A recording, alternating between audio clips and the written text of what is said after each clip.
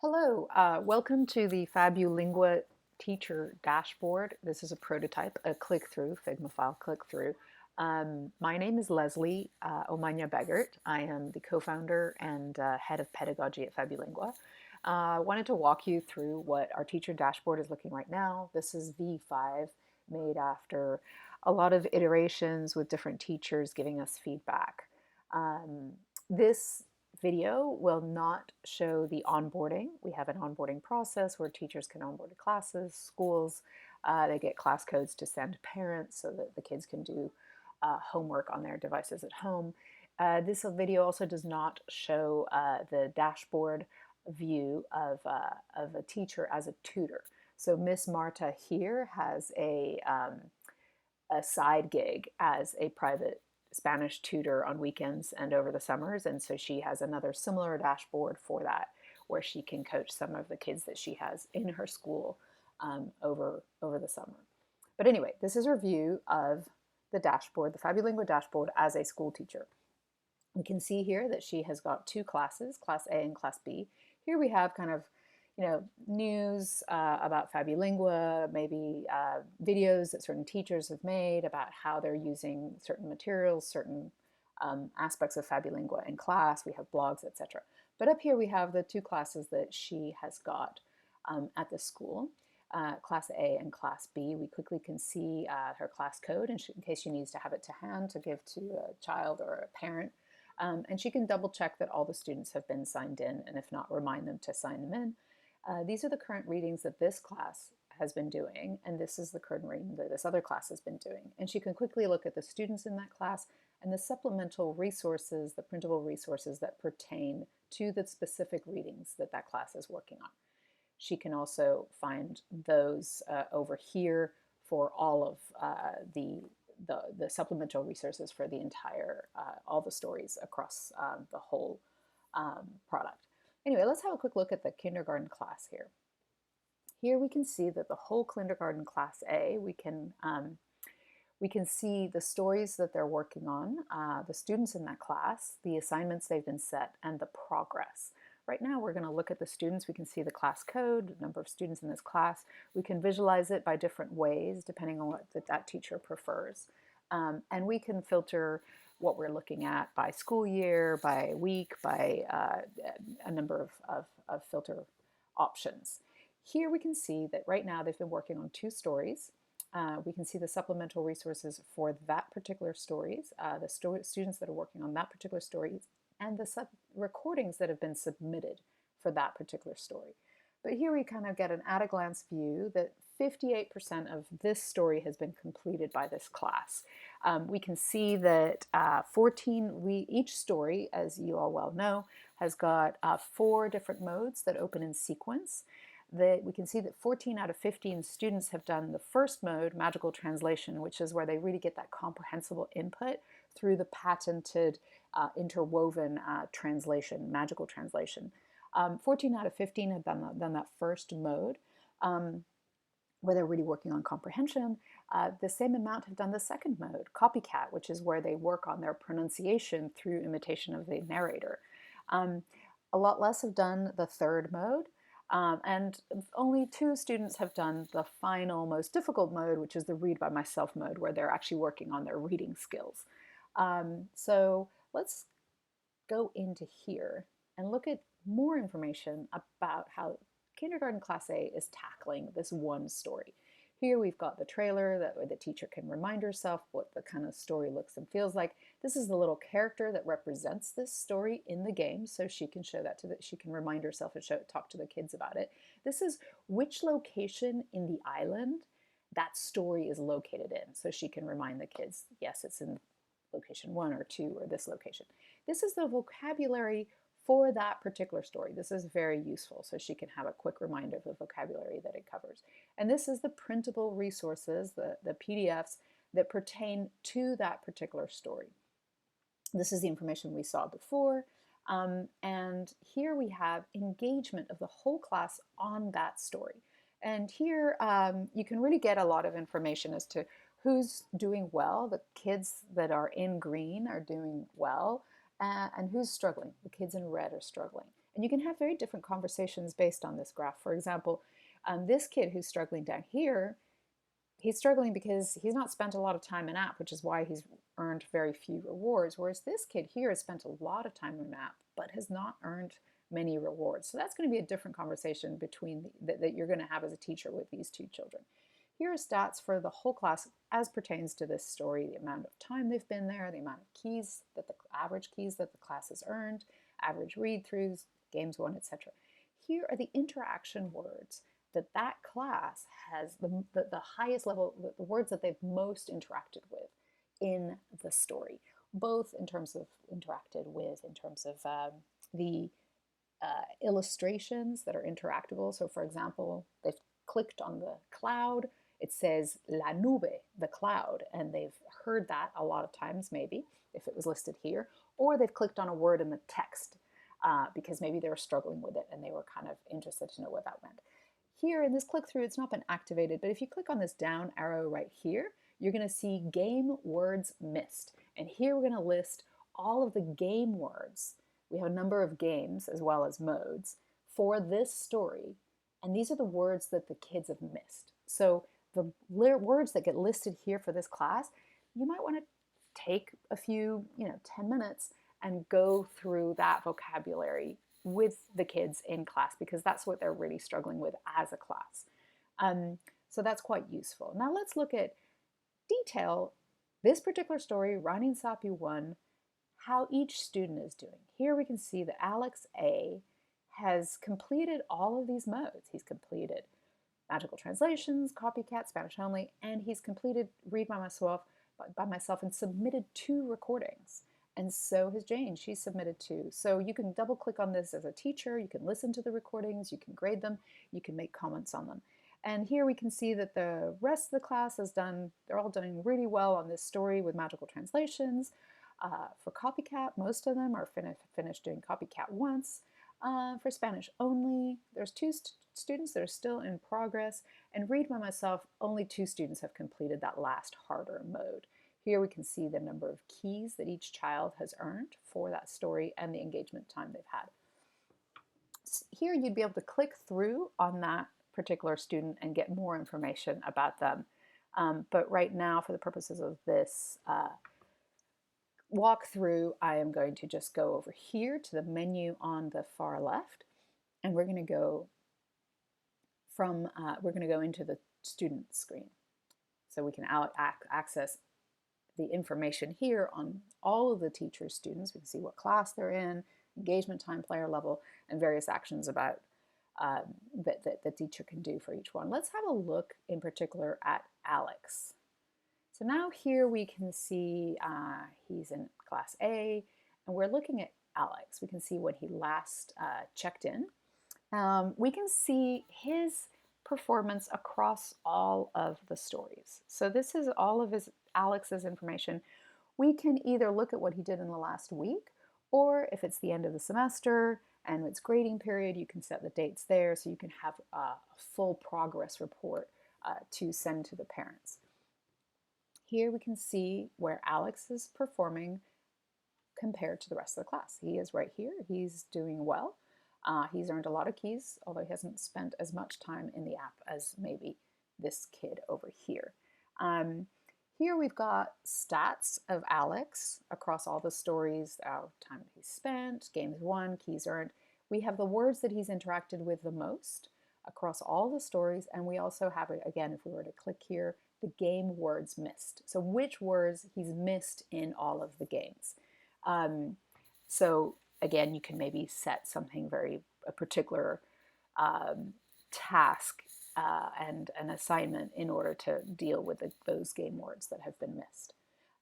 Let's go down here and look at Alex's, a little drill down into Alex's performance across all of the stories. So here we can see his performance in stories, his performance in the games, and an activity log. Let's see here. Here we can see that he's completed all of the modes across Rani and Sapi 1 and Rani and Sapi 2. He's done 2 recordings for this story, but only 1 for this one. Rani and Sapi 3, he is still in progress. And the same as Ronnie and Soppy 4 down here. And these other two stories that are not Ronnie and Soppy, he's not completed as much. So, maybe we can have a conversation with him about that. Um, uh, and let's see what else. We've got the games. Let's have a look at how he's been doing across the games. So the games are, we have got 4 different games for each story: matching, articles, syllable scramble, and letter scramble. Matching is a straight up matching game. It tests comprehension of vocabulary of nouns that you've learned in that story. Articles game is when they're matching the gender of the word to el or la. El perro, la manzana. And syllable scrambles, they're really working on pronunciation, and there are scrambled syllables, and they're putting them in order for that particular word for vocabulary from that story. And letter scramble is a spelling game. And so here we can see that he has had 12 wins. A win is when you get 100% of a story. And for every 4 wins, they get to open up a chest. So here the teacher gets a choice of being able to view this as how many chests they have won. That way they can talk to the kids in their language. Because most kids are going to remember, oh, I won 3 chests for doing the matching game in Ronnie and Soppy. So she can have a conversation with them. Hey, I saw you won 3 chests. Well done. Other teachers are just going to want to know how many wins do they have. These two are mathematically related, and so each teacher is going to focus on what it is that matters to her. If you have not yet won a chest, you're going to get your best score. Here, your best score was for Alex. He's only got 15% for this story. On the letter scramble game, he's struggling there. On this one, he's kind of coming along. He's closer to getting a win up here. So you can have a conversation with him there or set assignments based on that information. Let's have a look at the activity log of Alex. That's so in a particular day, if you want to know what was he up to today, was he messing around? Here you can see that on August 4th, he came in at 9:55, which is when you set the assignment. So he did start on time. He played for 15 minutes and he read 8 pages in magical translations for this particular story. Then in that same story, he went and played the letter scramble game for 4 minutes and he played 3 games. Then he was into the letter scramble game, and so he then opened up a new story and played that game for 5 minutes and played three games. So you can get some as nuanced, as detailed information as to what happened that day, all the way to sort of much bigger picture information. Let's go back to, I want to take us back here and let's look at this class view. So we had looked at the stories view. Here's the students in class A, which is kind of similar to what we saw there, except this is just the students in class A, not class B. Player level, keys earned, and action things. Keys earned is like a deeper measure of engagement than player level, but they are related, and we can go into the relationship there. Here, let's look at the assignments for kindergarten class A. Really, you can make all sorts of assignments depending on what it is you're trying to motivate your students to do, or where they're where they're struggling. So for some students, you're going to, younger kids, you're going to set something just kind of maybe based on time. Just play whatever game you're at or read whatever stories you're at. Just do it for 15 minutes. And that's kind of a bit of a hands-off approach. Other kids that are really motivated by the gaming inside this app, you might just tell them, hey, collect 20 keys. And then the kids love figuring out what's the best, most effective way of collecting 20 keys. And they're all going to have kind of gaming strategies around that, which is kind of interesting. But they're still learning the whole way through. Or kids that are really into getting the best chest, you can say, do the work necessary to open 1 gold chest. So assignments, you're either going to create assignments by clicking here on the far left menu, or you can do it here. I'll come back to that later. Now let's go and, oh yes, progress is the next thing. So this page here is going to seem a little bit overwhelming for people who don't know the app well, and is going to be more useful for teachers who really come to really know the app well. It might seem a bit daunting at the first, but it does actually contain information that's super useful once you become very familiar with the app. So I'm going to show that to you now. So for teachers who know the app well, well, let's talk about the filtering. You can tag children by, levels, amounts of experience they've had, any issues they've got, whatever tags you want to make up in order to filter by those tags, you can do. Here we have got the 4 modes we were talking about. These 4 modes, this is magical translations, this is copycat, this is Spanish only, and this is read by myself. Any teacher is familiar with the app knows this like the back of her hand. Here, very quickly, you can see that he's done magical translations twice and these 2 modes once, and he's in progress on the read by myself. The one with a single line means it hasn't started. So this is just a very quick glance at the class, and you can see that the class as a whole has done almost all of the work, all of the modes in Rani and Sapi 1. So, this is a pretty well-covered story. Doing pretty well, Rani and Sapi 2, a little bit less so. But Rani and Sapi 3, kind of similar to 2, and Rani and Sapi 4, most of the kids have not started that yet. So this is going to be where you can really kind of be like, okay, I think the class-wide assignment for next week should be here, because I can really see that that's what's needed. So it's sort of to make those bigger picture decisions. Let's see. Let's go now to the resources section over here. Resources have been created by teachers for teachers using these stories as the base. So let's start here with the teacher guides. The teacher guides are very thorough guides for each and every story. They take the story as a basis, assuming that they've done the work in the app. And then they make suggestions to how to expand and reinforce the learning from that story in a more analog sort of non-digital way.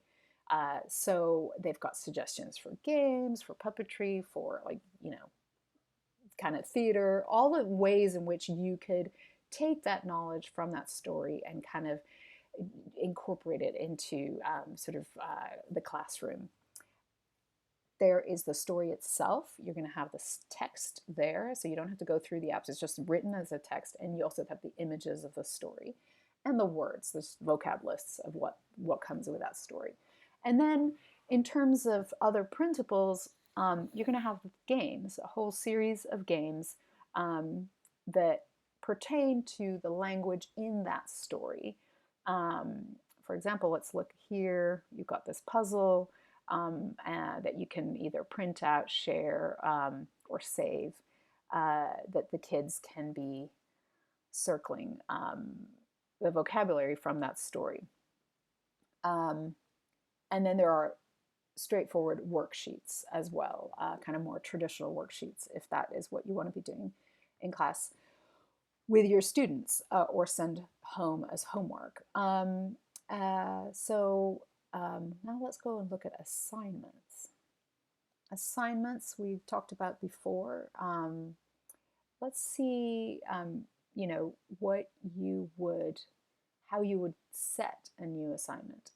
Here you can set stories, you can set games, play the matching game 4 times, collect this many keys, play this long, do these supplemental resources, and then you can totally customize, do a play with 4 friends using stuff you learned in the Rani and Sapi 1 story. So that is kind of how you would. Let's look at what it would be like to assign one of the stories. Let's assign Rani and Sapi 2. We're going to assign 2 of the modes, magical translations and copycat. There we go. And we're going to assign it for class A. We're going to pick which students. Here we're going to do all the students and what's the due date. And then we are going to go ahead and schedule it. And so now we can see it here. And we can see here in this particular visualization has been marked as in progress and is completed by 70% of the class. So up here, Miss Marta, let's go back to the home screen. Up here, she can edit her profile and really set her settings for when she wants to get notifications, if she wants to get notifications. So I want to get notifications when students fall below this threshold, or when students meet, get this done, or etc. Or when this work is submitted. She can kind of be very specific about when she wants to be notified, if she wants to be notified. So this is more or less it for the teacher dashboard. Thank you so much for listening.